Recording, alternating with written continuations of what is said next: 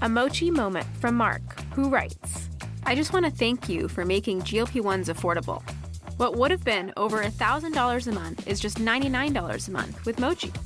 Money shouldn't be a barrier to healthy weight. 3 months in, and I have smaller jeans and a bigger wallet. You're the best. Thanks, Mark. I'm Myra Ahmed, founder of Mochi Health. To find your Mochi moment, visit joinmochi.com. Mark is a Mochi member compensated for his story. At DSW, we ask the important questions, like, what shoes are you going to wear? Whether you're prepping for wedding season, festival season, or just planning the ultimate vacay, the right shoes can make or break an RSVP. So own the moment. You've got big plans, and we've got just the shoes. At the perfect price, of course. Get ready to get ready with Designer Shoe Warehouse. Head to your DSW store or dsw.com today and let us surprise you. Voices for Justice is a podcast that uses adult language and discusses sensitive and potentially triggering topics, including violence, abuse, and murder. This podcast may not be appropriate for younger audiences. All parties are innocent until proven guilty in a court of law. Some names have been changed or omitted per their request or for safety purposes. Listener discretion is advised. My name is Sarah Turney, and this is Voices for Justice.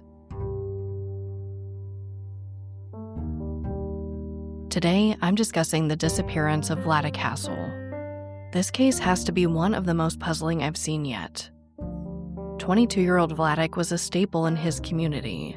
Local shop owners and employees, along with police and countless community members, are very familiar with Vladek. He's friendly and outgoing, the type of guy who can strike up a conversation with anyone and is genuinely interested in learning more about your life. The type of guy to leave a server a $500 tip if they told him they were struggling, while he went back to his apartment and slept on a deflated air mattress. But in the fall of 2021, Vladek began expressing concerns for his safety, even going as far as buying a knife and asking a friend if he had a gun he could borrow. And then he was just gone. This is the case of Vladek Hasel. Bryan Vladek Hasel was born on December 20th, 1998 in Russia. He and his sister Irina were adopted by the Hasel family in Florida in 2004. His older sister Bethany was kind enough to speak with me for this episode.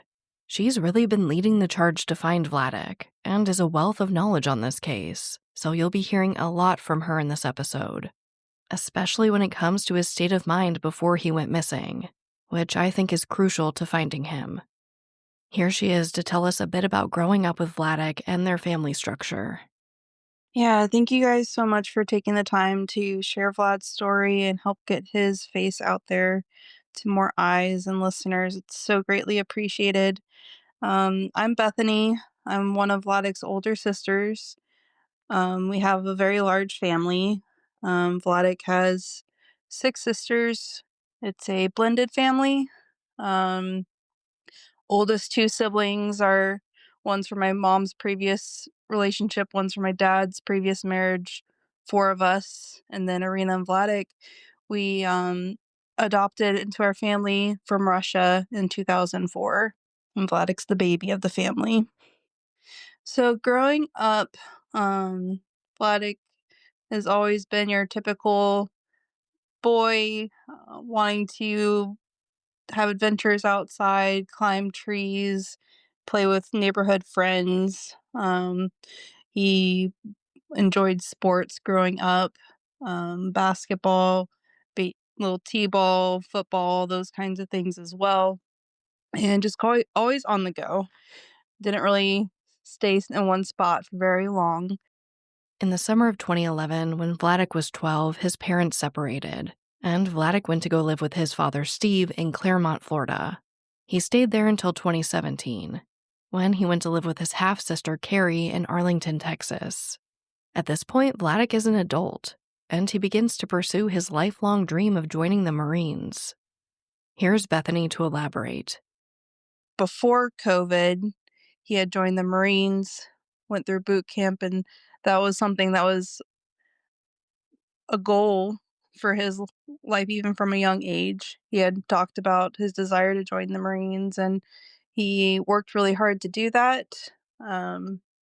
Graduated from boot camp in December of 2018 and was given a desk position after that.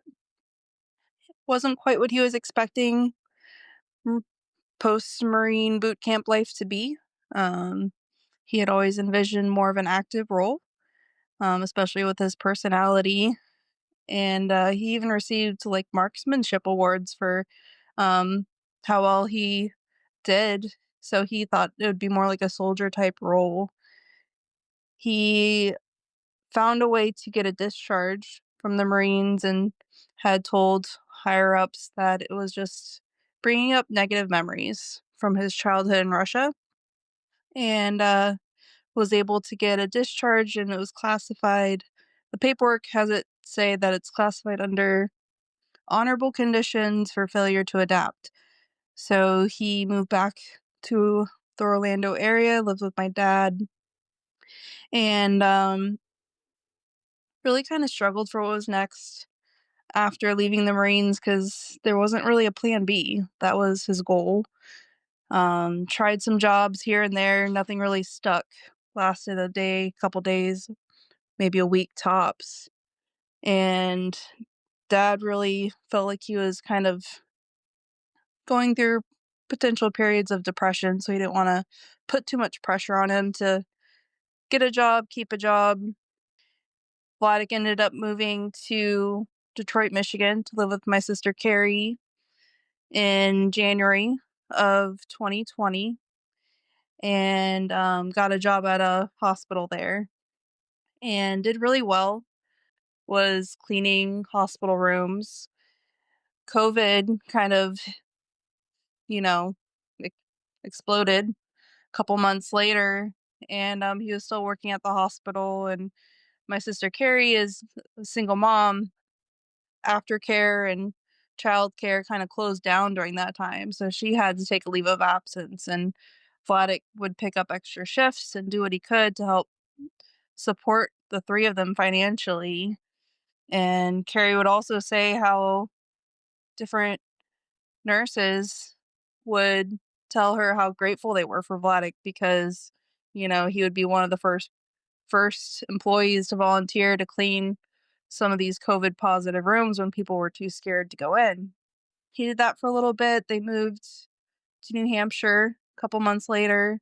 He got another job, um, ended up getting let go from that one, and kind of struggled again for what was next. So he decided to move back to the Orlando area in summer of 2020. Now, Bethany says that this just really wasn't the best living situation in general.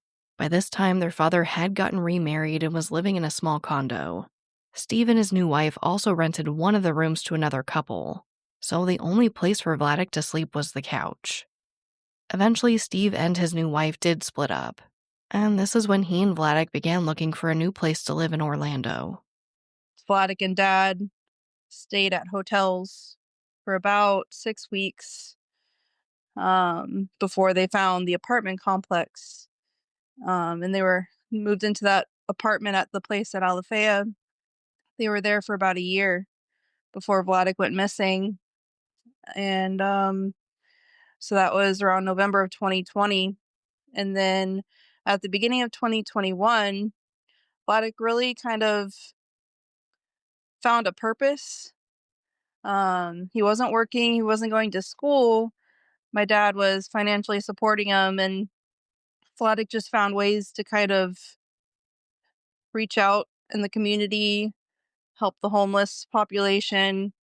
We've heard from different individuals of how he would bring meals to individuals and take them to the movies or sit down with them at restaurants and just chat with them and make sure they knew how much they mattered and their story mattered.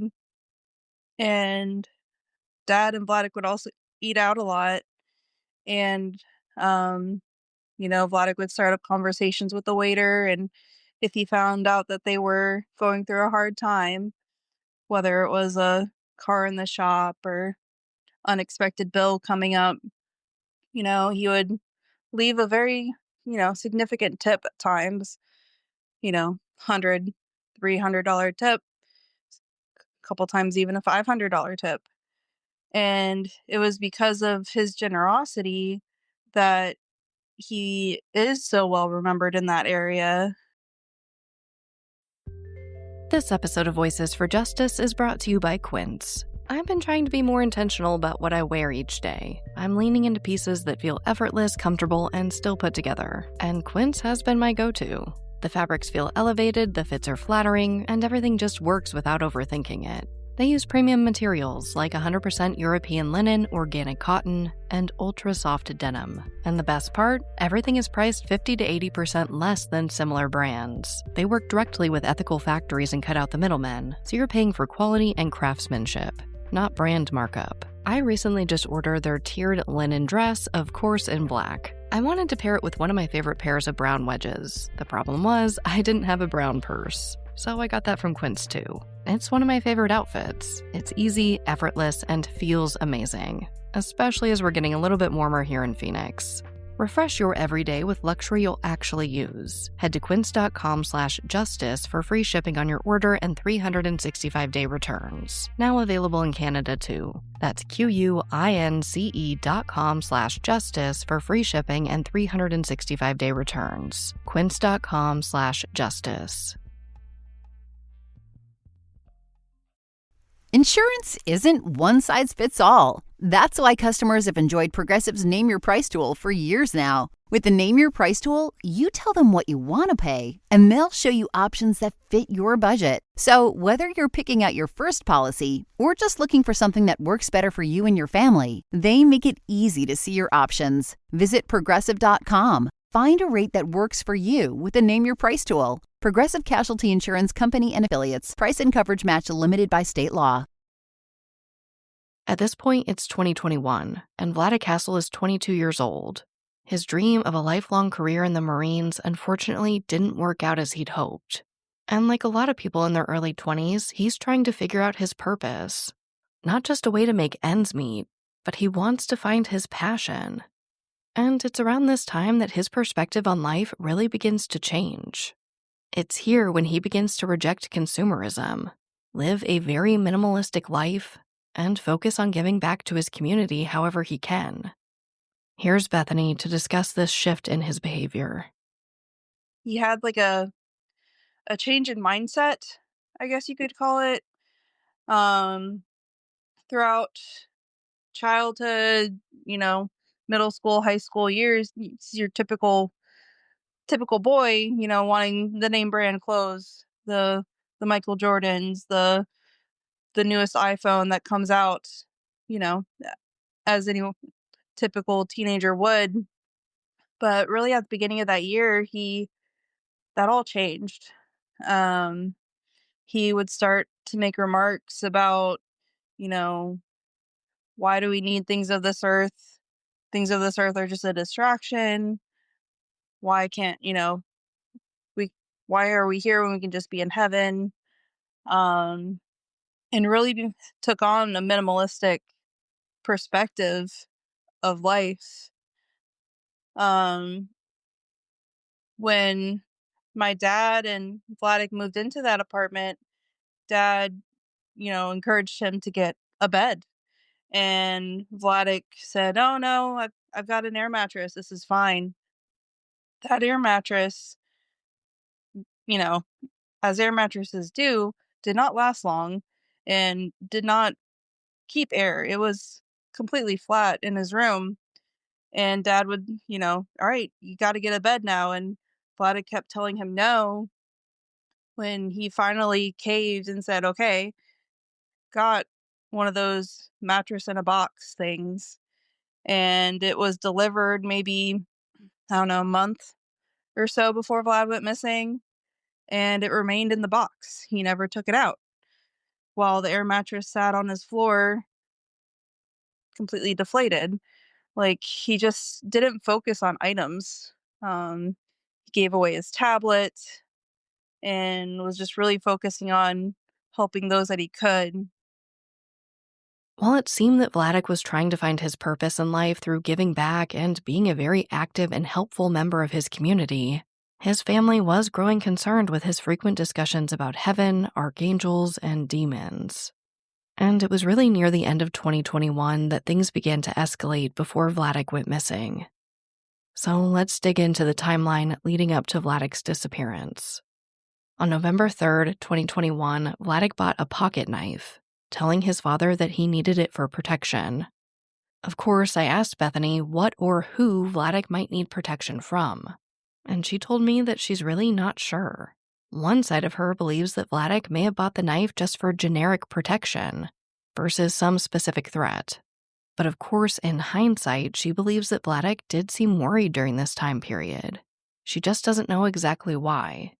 And as we'll discuss later in this episode, this wasn't something Vladek carried around with him at all times. But either way, later that night, the vehicle Vladek shared with his father breaks down at an outdoor shopping center in Orlando called Waterford Lakes Plaza, and Vladek walks home.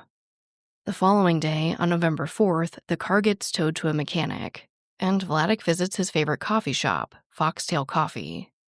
This is a shop he visited often, and during this particular visit, Vladek takes his pocket knife out of his pocket before sitting down, and he places it on top of the table. This made one patron uncomfortable, and after reporting it to the coffee shop, a trespass warning is issued against Vladek with the Orange County Sheriff's Office. But he's not told about this. So when he goes back to the coffee shop 2 days later on November 6th, he's pretty surprised that after he purchases his coffee, he's confronted by a member of law enforcement. Now, we do have about 14 minutes of body cam footage of this interaction, but even after trying to enhance the audio, much of it is difficult to hear, specifically Vladek. So I'm just going to explain the interaction. The officer approaches Vladek in the shop as he's drinking his coffee. He asks Vladek to step outside, which he does voluntarily. While asking for his ID, the officer asks if he understands that the shop has issued a trespass warning against him. Vladek said that he was not aware. At this point, the officer explains that it's private property, and they can do what they want. He further explains that if he comes back, he'll be arrested, and Vladek complies without any type of fight or argument. He also empties his pockets, and we can see that Vladek is not in possession of the knife that initiated the trespass warning. The officer then grabs Vladek's ID, goes back to his vehicle, and begins filling out the trespass warning paperwork. Vladek runs back inside to grab his coffee, and then begins telling the officer that he appreciates what he does, while he just continues filling out the paperwork. Vladek is just kind of walking back and forth while sipping his coffee and waiting for the officer to finish. When the officer asks what his phone number is, Vladek explains that he got a new phone and can't remember the number and doesn't have the phone on him. Just as a side note, when I interviewed Bethany, she did confirm that Vladek had broken his smartphone not long before this incident and had since switched to a flip phone after his father insisted he needed some way to communicate, but he didn't often carry this phone with him. After this, Vladek confirms that he's never been arrested and says something I think is pretty curious. He says he can't be around this area anymore. He then looks at the officer's vehicle, which says, "In God we trust," and he asks the officer if he believes in God, but the officer refuses to engage in conversation about whether or not he believes. Vladek's fingerprints are then taken, and he asks the officer if he's a felon now. The officer explains that he is not. Vladek again explains that he didn't know he did anything wrong until the officer arrived, but he says he understands and that he isn't mad. Then he says it was nice doing business with you. The officer then walks back into the coffee shop and asks the manager to sign the paperwork before giving Vladek a copy and returning his ID. The officer says, "Take care," Vladek says, "You too," and he walks away. It's honestly a tough video to see. While Vladek is cooperative with the officer, you can see that he's having a hard time either following directions or just remembering them. The officer repeatedly asks him to take his hands out of his pockets, which of course makes sense. Officers need to ensure their safety too. And Vladek apologizes, saying it's just a habit. He also reiterates that the officer has seen that he doesn't have anything in his pockets, and he looks a little hurt and confused. He's also told to wait in a certain spot, and he does, but then he begins kind of just walking around. It's this mix of Vladek being compliant, kind, and even trying to strike up friendly conversation with the officer, while also likely being hurt that his favorite coffee shop has asked him to leave and not come back without any explanation. During this entire interaction, Vladek is never told why he's being issued this warning, or why they don't want him to come back, just that it's private property and they can do whatever they want. This may be why he said that he couldn't be in this area anymore, or it could be something completely different. Unfortunately, we don't know and can only speculate. But we do know that this interaction was pivotal, because after this, Vladek would seemingly disappear for about a week, resurface just one more time, and then go missing. Here's Bethany to discuss this interaction. Me as a sister can see the confusion behind those eyes and how he's trying to put on a brave face and trying to make sense of what's going on. And it's just so frustrating because not to be told a reason why you're in trouble, just to kind of like say, you know, it's a private business. They could do it for the shirt that you wear. Like, that frustrates me to no end. Like, if you're going to have a document against you, I feel like it's your right to know why. And I feel like that could have changed a lot of things if he realized, oh, I put a pocket knife on the table. Can't do that. My bad. Like, he's not one that thinks those things through. He probably had no idea like that was a no go kind of thing. Yeah, just things like that. And I wish I could just reach through that screen and hug him and change the outcome. Foxtail is a place it was kind of like a refuge for him, I would say, because he would go there the most out of all the businesses. And the manager had said, over the year that he lived there, he was there probably at least 3 times a week, spending hours on end. And Vladek had made like offhand comments in the past about to my dad about, maybe I can do something with my singing one day. Maybe I can do something with that. And it kind of, you know, took dad by surprise because like I haven't even heard him sing anything. Like I didn't know that was something he enjoyed. Um but after talking to the Foxtail manager, he had mentioned on his own that he said, sometimes Vladek would sit at a table and he'd be singing to his music and people would actually sit down next to him and listen. So, like, that had to have a level of comfortability to be vulnerable enough to just sing. And, there had been complaints in the past where people would say to employees, he's making me uncomfortable. He's pacing with his coffee. Can you tell him to sit down? Or he's singing too loud or whatever it might be. And every time an employee in the past had mentioned anything, he would comply with no troubles at all. He would sit down, he would whatever it might be. And like this time around, the person said he was leaving. So they didn't approach Vladek. They didn't mention anything. And the guy came back and said, the person I complained about, I also want to let you know he put a pocket knife on the table. And it was at that point that they had to quote unquote do something. And like, I get it. This day and age, you never know. You own a business, you have a policy, no weapons, fine. I really don't hold anything against Foxtail for acting upon it. Um, they didn't witness the knife, and according to their rules with no weapon policy, it has to be also witnessed by an employee. So I felt that was odd. Um, but honestly, what frustrates me the most is, by the time, the complaint was made, Vladek had already left. So it was 2 days later that when he comes back in, and not to be told by the sheriff's office of why. Like, I get it, when you have a trespass against you and it's something that is instantaneous. Like, you got in a fight with another customer in the store, you're being trespassed right now. Like, you know what it's for. But when it's 2 days later, like, that's not right. At this point, Vladek's family isn't even aware that this interaction happened, and his father Steve was actually away on a trip at this time.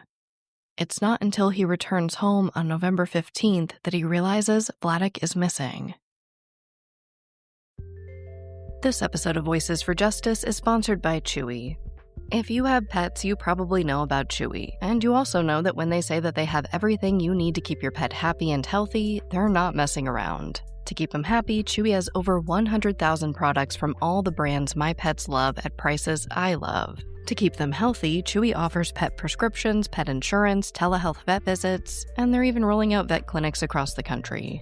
I've been shopping with them for a very long time. And in addition to the auto ship feature that gets the dog's food to them every single month, I also love to experiment with different treats. But I'm a bit picky. For me, it has to be high quality with simple ingredients. I recently picked up treats from Shepherd Boy Farms that are 100% just chicken breast. Popcorn and Heber are already obsessed.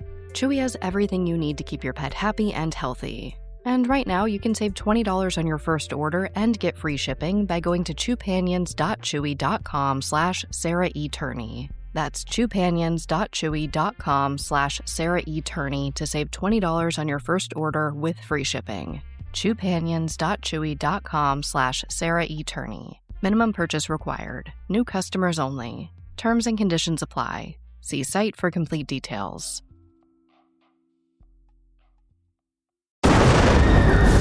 What they did to your family, you're lucky to make it out alive. Streaming on Peacock. These men are going to come after me. Taking them out is my only chance. Put a bullet in her head.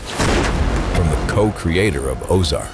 Looks like a family was running drugs. Execution-style killing, it's rare for the keys. And it leads on who they might have been running for. The cartel killed my family. I'm gonna kill them. All of them. MIA. Streaming now. Only on Peacock. On November 15th, 2021, Vladek's father Steve returns to Orlando after a 10-day trip to Tennessee. He swings by the mechanic to pick up his vehicle that was previously towed there and heads home to the apartment he shared with his son. But when he gets there, he notices something odd. A package that was delivered on November 8th hasn't been brought inside, despite him specifically asking Vladek to do so. So he grabs the package and heads inside. And this is when he notices that Vladek's phone and pocket knife were still in his room. When he grabs the phone, he sees that he has missed texts, calls, and messages dating back to November 6th, the day he was issued the trespass warning at the coffee shop. Now, Steve isn't immediately panicked. He knows that despite his wishes, Vladek was technology resistant and didn't love having a cell phone to begin with. He was also home from his trip a day early. So he figures maybe Vladek was staying somewhere else waiting for him to get home. But of course, we know that didn't happen. So Steve begins contacting family and Vladek's friends, and he discovers that Vladek had been asking around for a place to stay. The last verified sighting of Vladek was at 3 a.m. on November 15th, just hours before his father returned home to their apartment. So, like, the days leading up to him going missing, it did, as we hear about these encounters that of people that, and spoke with him, it did seem like he could have been paranoid. He had asked to stay at a couple different friends' houses while Dad was gone. A friend at the apartment complex, the potential sighting on November 15th, wee hours of the morning. The friend said that Vladek came to his door at 3 a.m., out of breath, asking for if he could stay there. And the guy said, "No, man, my girlfriend's here. Her kids are here. They're getting up soon for school." And when he was told no, he asked his friend if he had a gun. And his friend said, "No, I have a record. I can't be around that. Why do you need it?" He said it was for protection. And when asked protection against what, Vladek said against an animal. And, that's just kind of how Vladek kind of downplays things. So, like, was it for protection against an animal, or was it protection against someone that he was afraid of and he didn't want his friend to worry about him? And, like, he had told him he was going to go off grid. Just, like, different interactions like that. And the clothing that his friend describes him wearing is very similar to what he's wearing in the trespass warning. So, like, I wonder if that encounter happened then, or was it, closer to when the trespass warning happened? And why is he trying to find different places to stay when the apartment is empty? They didn't lock their apartment. So was he afraid someone would just come in? Was he afraid someone would find out where he lived or where dad lived? And he was trying to protect where they lived? I don't know. It's just different things like that make me wonder, is he staying away because he's trying to protect us or trying to create space? Of course, the question is, what would Vladek be afraid of? Well, Bethany explained to me that one possible explanation for this fear could be that it appeared he was being harassed by a couple Vladek offered assistance to. Before he broke the smartphone, he had received like close to 40 phone calls from a homeless couple that he had helped in the past, and then he, quote unquote, broke his phone, went without one for a while, and when he did get a new phone, changed his number, which isn't something you have to do when you get a new phone. He could have kept the same number he had, but looking back now, I feel like he was more than likely trying to create some space there, because there was no more communication with that number after that. And, Vladek really didn't use his phone that much to begin with, and that was a significant amount of communication going back and forth. So yeah, just little things like that raise red flags looking back. Bethany reported Vladek missing to the Orange County Sheriff's Office on November 17th and requested video footage from Vladek's apartment complex on the 18th. But they required authorization from the sheriff's office, and to Bethany's knowledge, they unfortunately never followed up. There was a search for Vladek on the 19th, and that focused on the woods surrounding his apartment complex. They brought in helicopters, drones, and a canine unit, and a red slide shoe was recovered. Both Steve and Bethany confirmed that the shoe did appear to match a pair that Vladek owned and was missing from the apartment. But DNA testing came back inconclusive. And that really is the last trace of Vladek right now. After he went missing, Bethany immediately took to social media to spread the word about his disappearance and to share and collect as much information as possible. And while there have been some possible sightings of Vladek, none have been verified, and no surveillance video has been produced to tell us where he may have gone. In April 2022, Vladek's information was displayed on billboards across Orange County, and in May, there was a tip that Vlad may have been at a 7-Eleven store and at an unhoused encampment, but this has never been confirmed. There was another search in the summer of 2022, but nothing was found.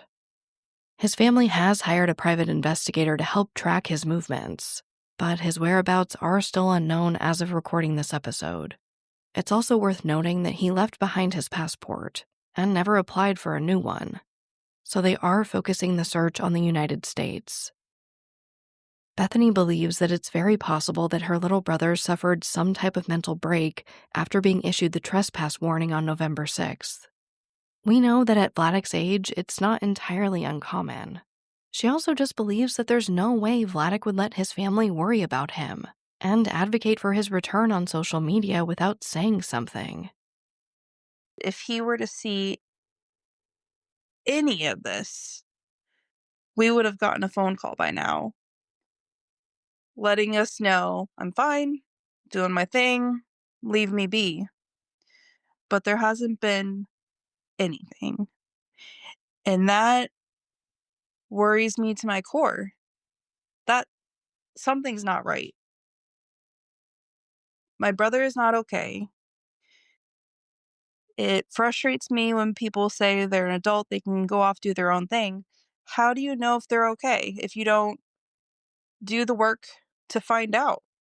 He wouldn't just up and leave. He wouldn't leave Irina, his biological sister, worrying for 3+ years. Bethany made another really great point in our interview. Vladek was someone who was deeply engaged in his community. He was well known in the area by shop owners, employees, and police. So how does he just disappear without anyone seeing anything? We're 3 years into this. Like, why has there been nothing? Like, how do you go from being so well recognized at these businesses that I went to that he would frequent and post their flyers, and they immediately know him, and they're like, "Oh yeah, he comes in here all the time, but I haven't seen him since such and such date." How do you go from being that to radio silent? How does someone stay under the radar for that long? Like, even the officer that came out and took the missing persons report knew Vladek. He was in his room with my dad and saw a pair of pants that Vladek is known to wear, and they're quite flashy, gold legging pants. You can't miss them. And he's like, "Isn't your son, before he saw a picture, doesn't he have like blonde hair, hefty guy, usually wears a black hoodie, those pants?" And Dad's like, "Yeah, that describes him pretty well." And the officer said, "I know Vladek. He came up to me and my partner just recently, thanked us for our service, started to have a conversation with us." And like, that's just who Vladek is. He is constantly finding opportunities to start up conversations with those around him.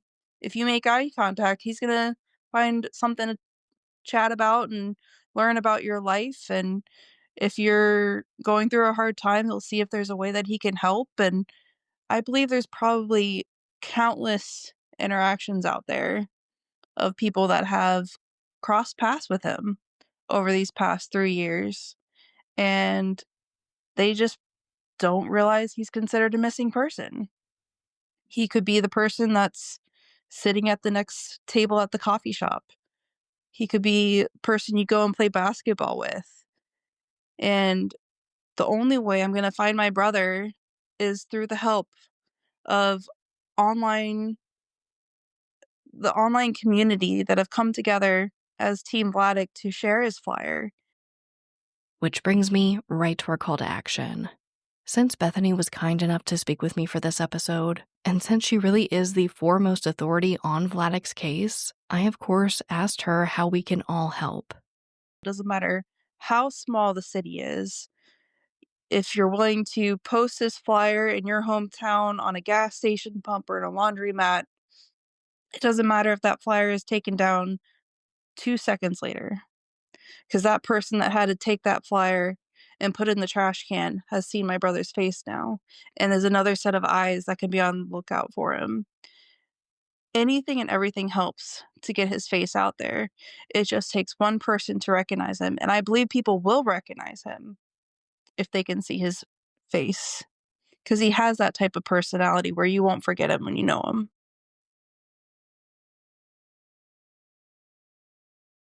Bethany has also asked me to share Vladek's voice with you.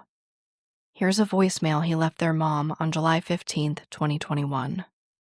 Hey, Mom, it's Vlad. I know you're at work right now. I should have called a little later, but I just wanted to tell you that the package came, and I'm really excited to read the books and to dive into them, and I really appreciate everything you've done for me and continue to do, and I love you so much, and I hope you have a wonderful rest of your day. You want to call me later tonight? I'm free anytime. All right. Love you. Bye. Now, I have another call to action specifically for my TikTok audience. Bethany hosts a live stream for Vladek every Tuesday night. If you are on TikTok and would like to support her during these lives, I'll have all of the accounts for Vladek in the episode description. In these lives, you'll often find other families within true crime, like myself and Gabby Petito's parents. You'll also find a lot of amazing true crime creators who care. But we know Vladek's story, we know his face, and we know his voice. We need the help of people like you, people who have never shared Vladek's story. So please share in whatever capacity you can. If we can reach the right person with the right information, we might just be able to bring him home.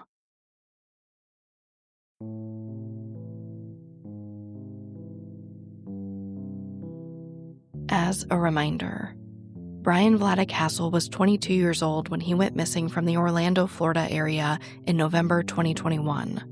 The exact date of his disappearance is unknown. He is white, 5'8", with blonde to light brown hair, and has blue eyes. At the time of his disappearance, he weighed approximately 210 pounds. He was born in Russia but does not have an accent.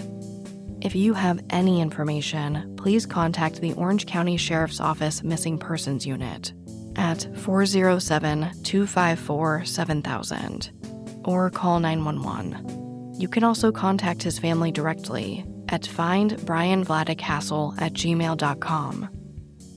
But as always, thank you, I love you, and I'll talk to you next time. Voices for Justice is hosted and produced by me, Sarah Turney, and is a Voices for Justice media original. If you love what we do here, please don't forget to follow, rate, and review the show in your podcast player. It's an easy and free way to help us and help more people find these cases in need of justice.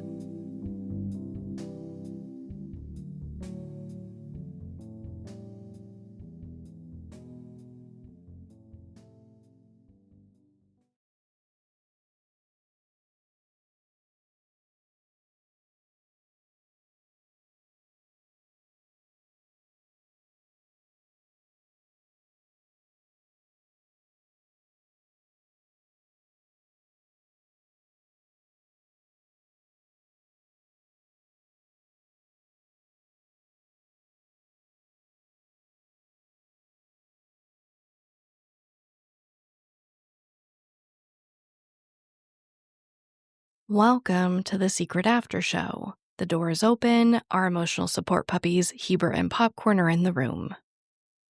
As far as what's going on with me, I did want to give you a little update about the possible update in Alyssa's case, and unfortunately, it's not the best news. So I told you a while back that there was new possible information that might lead us to Alyssa. Essentially, someone reached out to me. They said that they had information. They only wanted to talk to me. They wouldn't speak with police. I spoke with this person on the phone a few times. They were, supposedly traveling to get this audio that they had that they believed would crack the case. Now, I want to say that this person did not seem familiar with Alyssa's case at all. They were asking me very rudimentary questions. And essentially, they had seen a video of my father, thought that they recognized his voice, and thought that they had something that would lead us to Alyssa. I still don't want to share everything at this point, but essentially, after trying to go back and check with this person, they deleted their entire account. So, yeah, I don't really know where it stands. I did specifically ask on our first call, I told him, I said, obviously I'm a little freaked out, I'm a little nervous, and I'm scared that this is some type of hoax or cruel prank. And they assured me that it wasn't, but now I don't know. So does that information actually exist? Did they get scared? They did mention that they thought that on the audio that they had, that they might be implicated, that somebody they knew might be implicated in another crime. So I don't know, but I wanted to give you that update.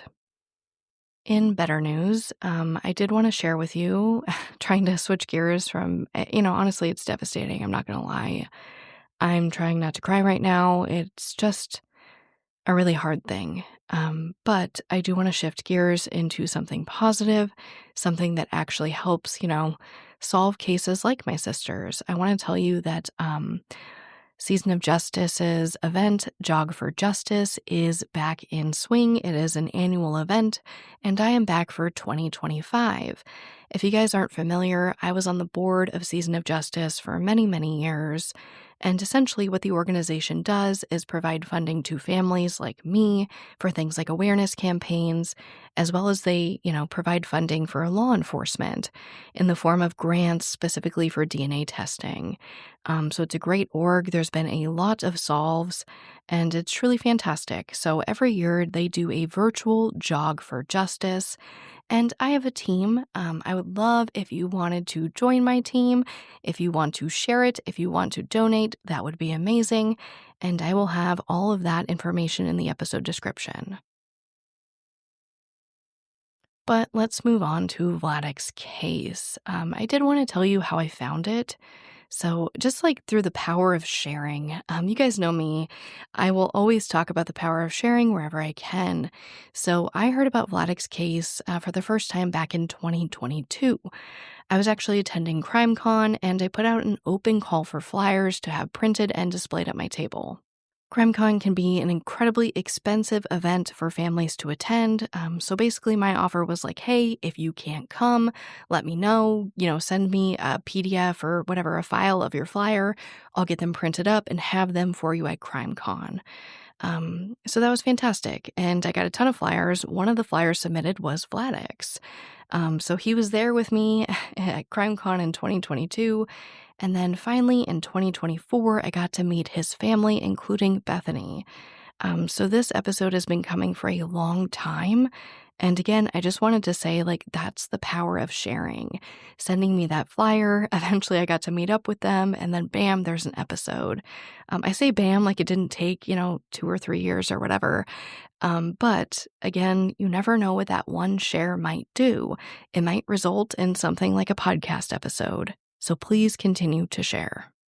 Now, I do want to talk about my decision to use so much of Bethany's interview in this episode. When I interview families, I really try to take the approach of just asking, questions to fill in the gaps. Essentially, I never want to put it on the family as their responsibility to tell the whole story. When I was interviewing for Alyssa's case, I would so often sit down with people where they would just say, okay, tell me what happened from start to finish. And it was just really exhausting. Yeah, and it's really hard to, at least for me, to tell the story from start to finish in that capacity. So I try to really come to the table knowing about the case and then trying to fill in those gaps, adding pieces that I, as someone removed from the situation, can't add. Things like, what was it like growing up with them? What is your specific call to action? Those personal items that, again, somebody removed from the situation just can't add. But as I began asking Bethany these questions, she just told me the whole story. And in those cases where I have someone who is such an authority on the case, they've already told me everything, I feel like it's a disservice to both Bethany and to Vladek to try to then, summarize her words and put them all in my own words when we have the family member, or, in this case, one of the family members, most directly impacted by this case, already telling us the story. So I know I get some conflicting feedback when I do these things. I think in general, for some reason, using family member interviews is like a hot topic in true crime. Some people like it, some people hate it, some people just want to hear from the host. And really, my approach with these cases isn't one size fit all. I'm not going to look at an interview and go, well, damn, that doesn't fit in my format, so I'm going to chop it up and do what I want with it. If she's already out there telling the story and is such an authority on this case, I'm going to pivot and form my style to what best suits this case. And, if Vladek's out there listening, is it going to be more impactful, or not even just Vladek, right? If Vladek or anybody who may have encountered Vladek is listening, is it going to be more impactful for me, a random true crime person, to tell this story or to hear directly from the family. And maybe I'm just, have a big heart, but I think hearing directly from Bethany in this case made the most sense for Vladek's case. And I really hope that you hearing from Bethany will make you more compelled to help share Vladek's information too. So please share. And it probably goes without saying that the heroes of this episode are, Vladek's family, specifically Bethany. There's a lot of people behind the scenes. I always feel bad about picking one family member. Please know that Vladek has a big family that is very, very supportive. I've just had the most interaction with Bethany. Bethany is who I see, usually leading these, every Tuesday night on TikTok, these lives for Vladek. Every single Tuesday without fail, you guys. And I'm not holding Bethany to that. Bethany, please take a week off if you need it. But that's what makes Bethany our hero of this episode. She took action, again, along with other family members from the very beginning, and she is really out there just pounding the pavement for Vladek. She just posted a video a few days before recording this episode of her putting up more flyers. And I'm trying not to get emotional. To hear her say, even if you put up a flyer and it gets taken down and put in the trash 2 seconds later, I don't care. That's one more person that saw his face. Of course, you can see how I would deeply empathize with that. I see so much of myself in Bethany. I see so much of myself in so many of these families. These, siblings, these parents, these friends, whatever it might be, going out there and literally killing themselves to do this, spending every waking moment they can to try to just reach one more person. Before I get too emotional, I'm just going to say, please share Vladek's case. If you cared about me, if you care about me, if you care about Alyssa, if you care about families in true crime, please recognize the immense amount of effort that Bethany is putting into this case and her entire family. Please share. I truly believe that there are probably so many people out there that have encountered Vladek and just don't know that he's missing. So please share.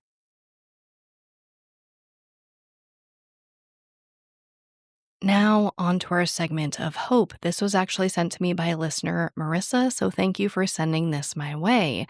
This comes from March 7th, 2025 from OregonLive.com, and the title reads, "The Martin family's 1958 disappearance shocked Oregon. 67 years later, authorities announce break in case." Now, I actually covered this case over on my other podcast, Disappearances, when we were still making episodes over there, and this is a really exciting update. So the article goes on to read, "The Hood River Sheriff's Office announced early Thursday it will attempt to recover a 9-passenger Ford station wagon from the Columbia River that could be linked to a Portland family missing since 1958. If you aren't familiar with the case, of course, we get an overview in here. It says in December of that year, Ken and Barbara Martin and their 3 daughters headed east for the mountains to collect Christmas greenery, and the family never returned. Now, apparently how this happened was an independent diver discovered what they believe is the Martin station wagon. And you guys, this diver, Archer Mayo of White Salmon, has apparently spent the last 7 years searching for this vehicle. And last fall, he found a vehicle matching its description about 60 feet from the shore, buried deep in the riverbed. It appears that it's 90% buried and in, quote, pretty good shape given the length of time it's been in the water. And how he did this, Mayo says that he used predictive modeling and his own deep research of the case to zero in on a location. This was literally a guy with diving skills who cared about the case, spent time to research it, and spent years trying to find the location. So it makes our segment of hope for obvious reasons. We have more hope now in this case. There's new information after so much time. I also love that this just came from one guy caring about this case. So again, if you don't think that your one share, your dedication to a case, whatever help you decide to extend to these cases isn't impactful, I think you're wrong. Every share, every point of care in these cases, of course, this man went above and beyond and dedicated so many years of his life to this case, but I just think it's so impactful to share what one person caring can do. I'm sorry, I've been so emotional in this after show. There's been a lot going on, but there's so many amazing, emotions of these cases are absolutely terrible, but look at how these people come together to help. It's this awful mix of feeling terrible about these cases, but also having hope that people care and that they will be resolved someday. So I don't know. Thank you for listening to me ramble. I love you, and I'll talk to you next time.